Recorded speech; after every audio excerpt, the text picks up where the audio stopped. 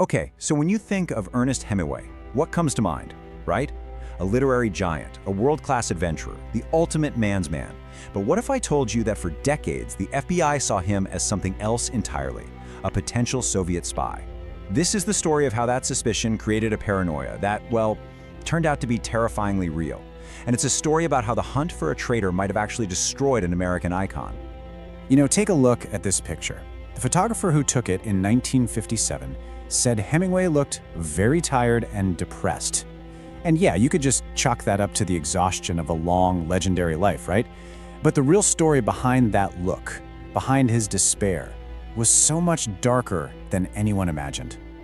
So, the big question is, how on earth does one of America's most celebrated authors end up in the crosshairs of J. Edgar Hoover's FBI? Well, to get to the bottom of that, you really have to understand that there were two Hemingways.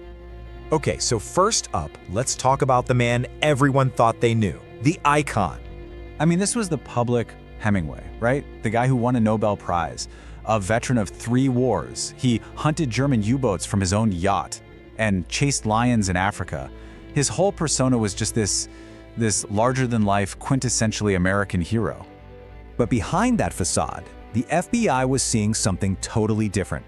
They started to believe his fiction wasn't just fiction. They saw it as a kind of confession. And the first big clues, they thought, were hidden right there in plain sight, inside one of his most famous novels. Yeah, this is where the FBI's case really starts to take shape. We're talking about his 1940 classic, For Whom the Bell Tolls. Now, for you and me, it's a masterpiece. For the Bureau, it was practically an intelligence report. You see, the book was just famous for its incredible, almost documentary-like detail about the Spanish Civil War, and the FBI zeroed in on that. They started thinking, wait a minute, these characters aren't just made up. They were convinced they were thinly veiled portraits of his actual contacts in Soviet intelligence. And this is where things get really serious for the feds. Look at these parallels. Hemingway wasn't just name-dropping for flavor. He was describing in stunning detail his own meetings and friendships with known, high-level Soviet operatives. I mean, these weren't small-time players. And he wasn't just some journalist sitting on the sidelines. Eyewitnesses said he spent 2 full days talking with Mamzarov, a guy who would go on to be a deputy head of Soviet military intelligence. So he's not just observing, he's right there in the mix, going on missions behind enemy lines with these guys. He had to have known who he was dealing with. Okay, so the stuff in Spain was suspicious, for sure. But the most damning piece of evidence, at least in the FBI's eyes, didn't come from a war zone.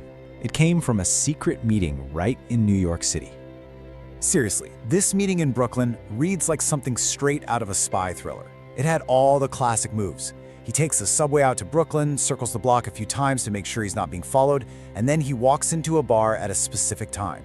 His contact, a known Soviet agent named Jacob Gallos, is identified by a novel placed on the table. You can't make this stuff up. And then, decades later, after the fall of the Soviet Union, the KGB archives are opened up for a short time, and what do researchers find? A file. And in that file, Ernest Hemingway is listed as a recruited asset. He was even given a code name, Argo. So, case closed, right? Not so fast. This is where the story takes a sharp turn. The file says recruited. But did Hemingway even know he was being recruited? Was he a willing spy? Or was he just a pawn in a much, much bigger game? Even the Soviet files themselves are kind of sketchy on this. It's possible Hemingway just thought he was helping the anti-fascist cause, not signing up to be a formal agent. Or maybe his recruiter, Golos, was just bigging himself up to his bosses back in Moscow. And here's the kicker. After that one super secret meeting, Hemingway and Golos, they never met again. Ever.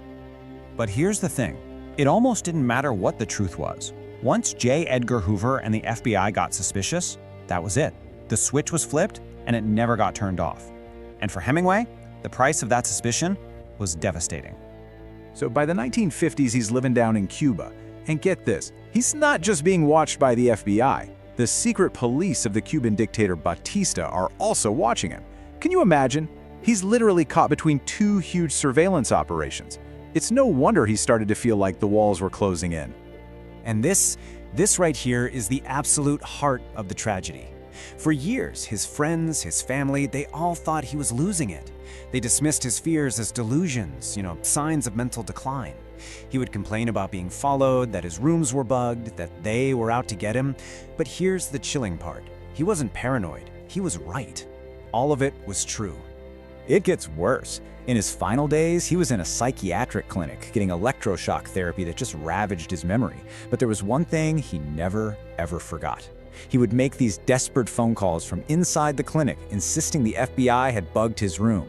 And you know what? Decades later, when the files were released, they proved he was right about that too. So, in the end, after all the spying, all the files, all the personal destruction, what are we left with? Okay, so let's break it down. The final verdict? The FBI, after decades of watching him, never found a single shred of proof that he was a spy. And the Soviets? Their own files basically called Agent Argo useless and uncooperative. He was a ghost they couldn't catch and an asset they couldn't control. But for Hemingway, the man, the damage was already done. It was irreversible. So who was the real Ernest Hemingway? A spy? A simple adventurer who got in way over his head? Or was he just a victim? A victim of a government that saw treason where there was only dissent? I think the ultimate takeaway is this haunting, terrible contradiction. The investigation found zero evidence of espionage, but the machine of suspicion, once you turn it on, it just doesn't turn off. It kept grinding away relentlessly, right up until the very end of his life. And that's the question his story leaves us with, isn't it? It's a question that really forces you to think about that blurry line between paranoia and reality. When everyone really is watching you, is it still paranoia?